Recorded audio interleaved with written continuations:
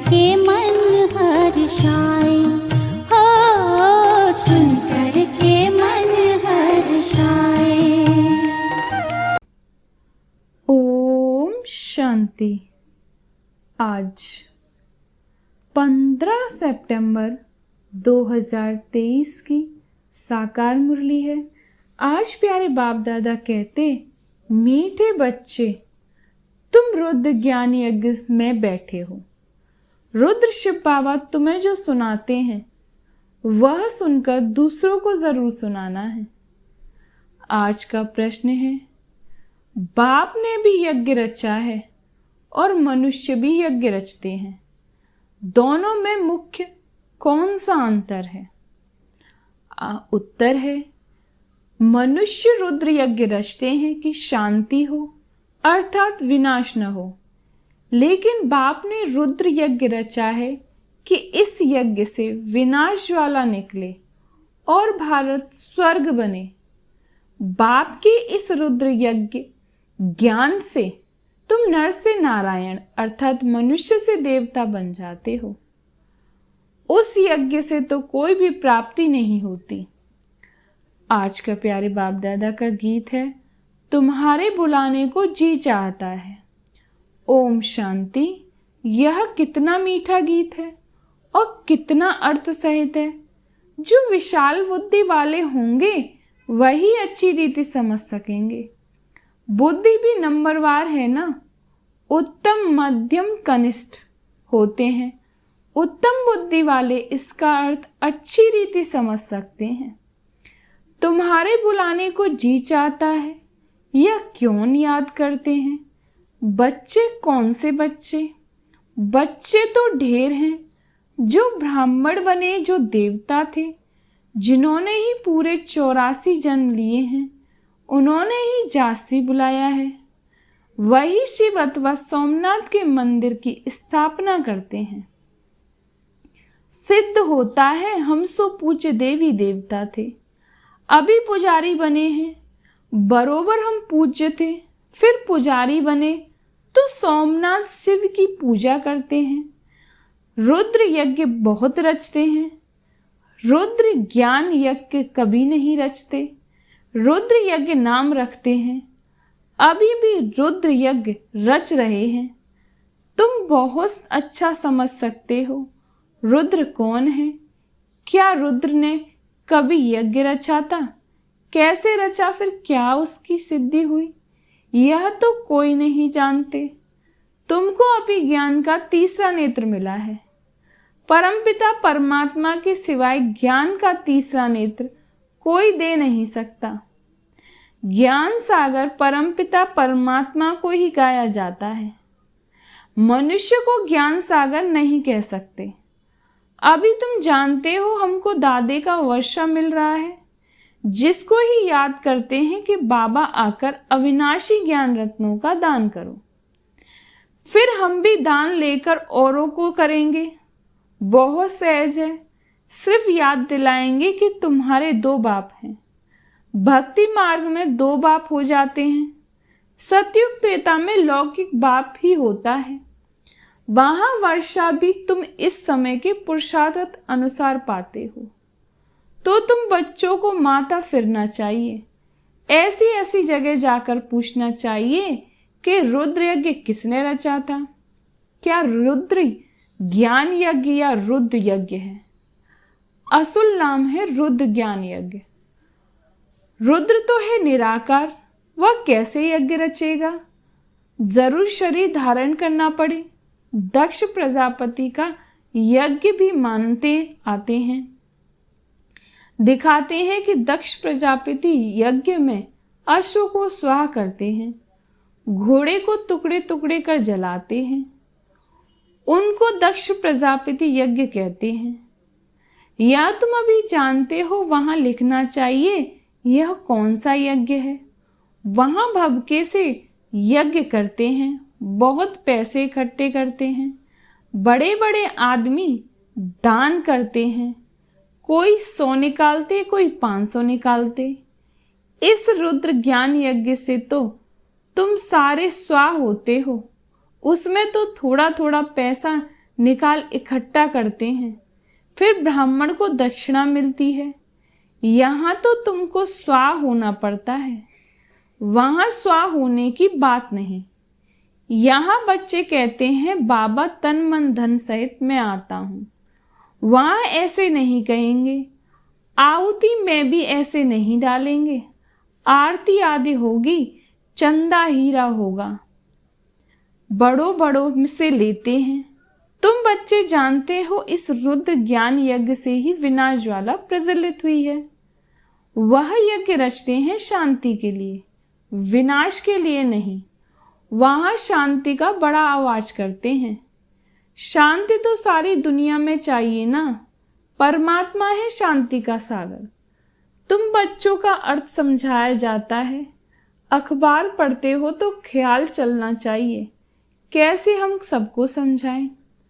बाप जानते हैं कैसे बीके दुकान संभाल रहे हैं।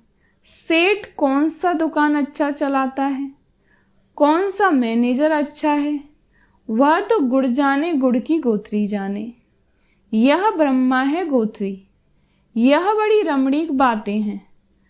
तो रुद्र ज्ञान यज्ञ के लिए तो लिखा हुआ है, इससे विनाश ज्वाला निकली। वह यज्ञ करते हैं शांति के लिए। यह है सच्चा सच्चा यज्ञ। उन ब्राह्मणों के तो अनेक सेठ होते हैं, यह तुम ब्राह्मणों का एक ही सेठ है। बाप है रुद्र, रुद्र बाप कहो, शिव कहो, सोमनाथ कहो। उनसे ज्ञान यज्ञ रचा है, जिसमें तुम बैठे हो। वह यज्ञ तो 2-4 दिन चलेगा। तुम्हारा यह रुद्र ज्ञान यज्ञ तो बहुत बड़ा है, उसमें टाइम लगता है। यह है नर से नारायण अथवा मनुष्य से देवता बनाने का यज्ञ।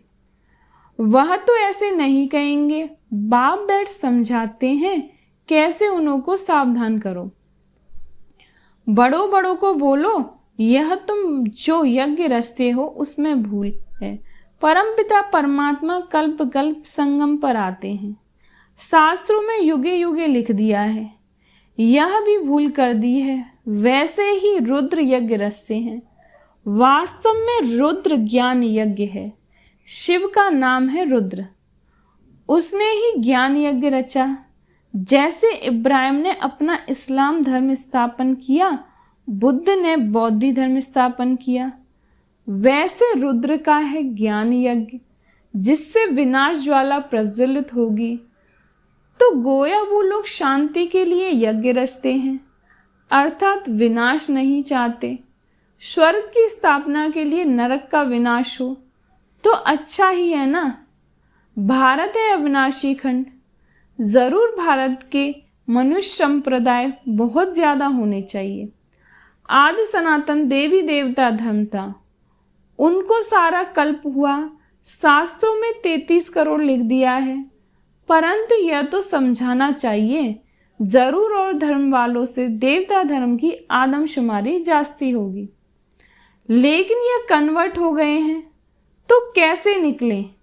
बौद्ध, क्रिश्चियन, मुसलमान आदि जाकर ढेर बने, इसलिए थोड़ी संख्या हो जाती है। यह भी ड्रामा। इसमें समझने की बड़ी विशाल बुद्धि चाहिए। जब तक बुद्धि में ज्ञान नहीं बैठा तो सिर्फ अर्पणम होने से क्या फायदा। अर्पणम तो ढेर बनते हैं, परंतु जो अच्छी रीति धारणा कर और कराते हैं, प्रजा बनाते हैं, वही अच्छा पद पाते हैं। तो यह गीत एक्यूरेट है, बुलाने को जी चाहता है। सबसे पहले 84 जन्म किसने लिए होंगे?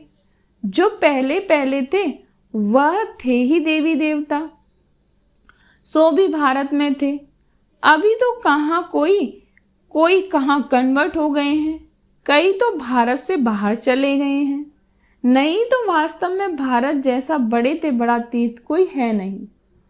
और सभी धर्म स्थापक जो हैं उन्हों को भी पावन बनाने के लिए भगवान को भारत में आना पड़ता है, क्योंकि सब पतित हैं।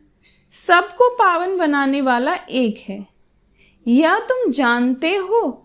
तुम्हारे में भी नंबरवार यथार्थ रीति जान सकते हैं। तुम कहेंगे हम रुद्र ज्ञान यज्ञ में बैठे हैं, ऐसा कोई यज्ञ होता है क्या जिसमें इतना समय बैठे हो? क्या बैठ करते हो? रुद्र जो ज्ञान सुनाते हैं वह सुनते ही रहते हो। जहां तक रुद्र बाबा इस शरीर में हैं, सुनाते ही रहेंगे। प्रजापिता ब्रह्मा भी तो जरूर यहाँ होगा ना। ब्रह्मा का दिन और ब्रह्मा की रात गाई हुई है। सूक्ष्मतनवासी ब्रह्मा का थोड़े ही दिन और रात बनाएंगे। वह तो सूक्ष्मतनवासी देवता है। दिन और रात का प्रश्न यहाँ का है। ब्रह्मा की रात माना पतित, फिर वही पावन बनते हैं तो दिन होता है। ब्रह्मा को भी पावन बनाने वाला वह एक सतगुरु है। सत बाबा, सत टीचर, सतगुरु तीनों इकट्ठे हैं। पहले जरूर बाप के बच्चे होंगे, फिर पद टीचर से पाएंगे। नंबरवार है ना। यह भी बुद्धि में रहे तो खुशी रहे। तुम पहले बेहद के बाप के थे ना, यहाँ आए हो पाठ बजाने। भक्ति मार्ग में बेहद के बाप को याद करते आए हो, क्योंकि वह है स्वर्ग का रचयिता। जरूर स्वर्ग की रजाई देने वाला होगा। यह समझाना तो बड़ा सहज है। सेंसिबल भी समझ सकेंगे। वास्तव में सेंसिबल तुम ब्राह्मण हो। तुम्हारे में जो अक्लमंद है उसमें भी नंबरवार है। दुनिया में तो अक्लमंद भी नंबरवार हैं। यहाँ भी जिस सेंसिबल बनते जाएंगे वह जरूर अच्छा नंबर पाएंगे। हर एक अपनी दिल से पूछे, हम कहाँ तक सेंसिबल बना हूं। जैसे बाबा मुरली चलाते हैं वैसे वहां भी तुम्हारी मुरली चल सकती है। तुम उन्हें समझाओ कि रुद्र यज्ञ और रुद्र ज्ञान यज्ञ में रात दिन का फर्क है। रुद्र ज्ञान यज्ञ रचा तो उससे विनाश ज्वाला निकली, भारत स्वर्ग बना। और फिर यज्ञ रचते हैं तो विनाश न हो, अर्थात स्वर्ग स्थापन न हो। यह तो उल्टी बात हो गई। तब तो बाबा कहते हैं मैं इन सब का उद्धार करने आता हूं। रुद्र ज्ञान यज्ञ रचता हूं तो तुम प्रतिज्ञा करते हो, बाबा हम आपसे सुनकर और सुनाएंगे। अच्छा, औरों को सुनाओ।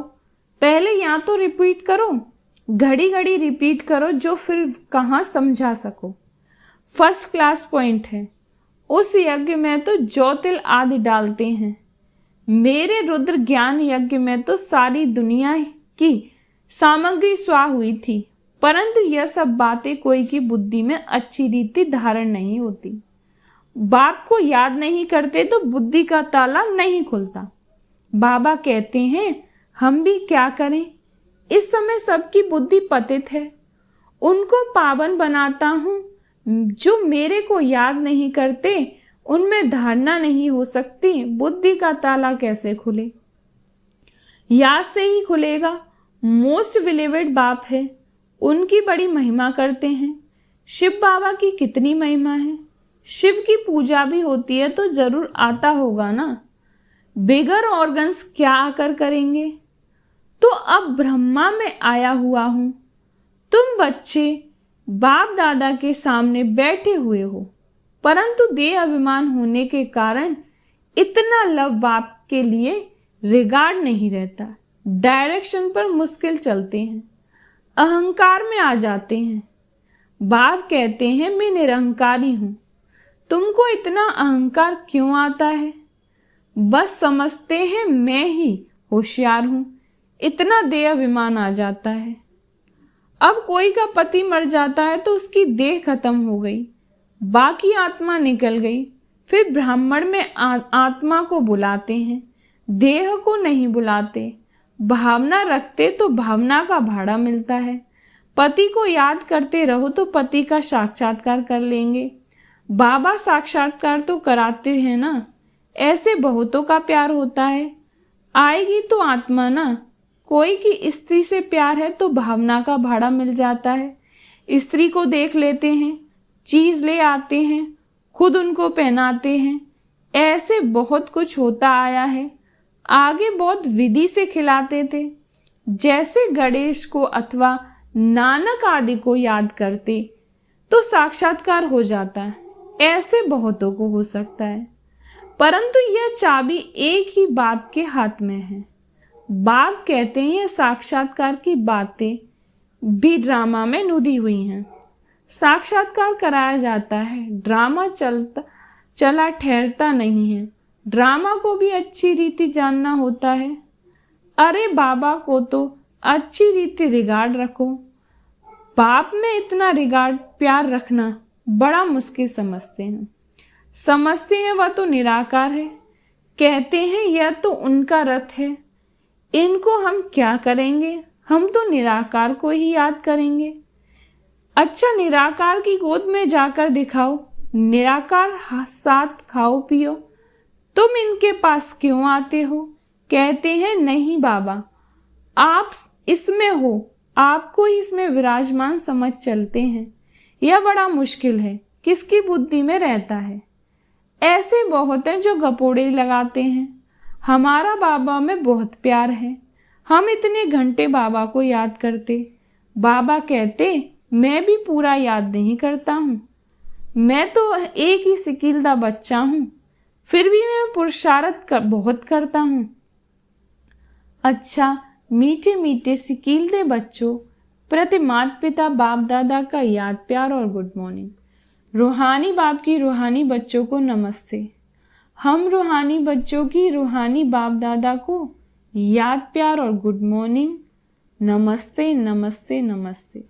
शुक्रिया बाबा, शुक्रिया बाबा, शुक्रिया बाबा। आज धारणा के लिए मुख्य सार है। पहली पॉइंट है, अर्पण होने के साथ साथ अपनी बुद्धि को विशाल बनाना है।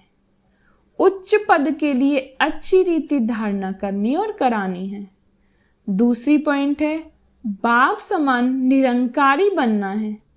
अहंकार छोड़ बाप से अति लव और रिगार्ड रखना है। देह अभिमान में नहीं आना है।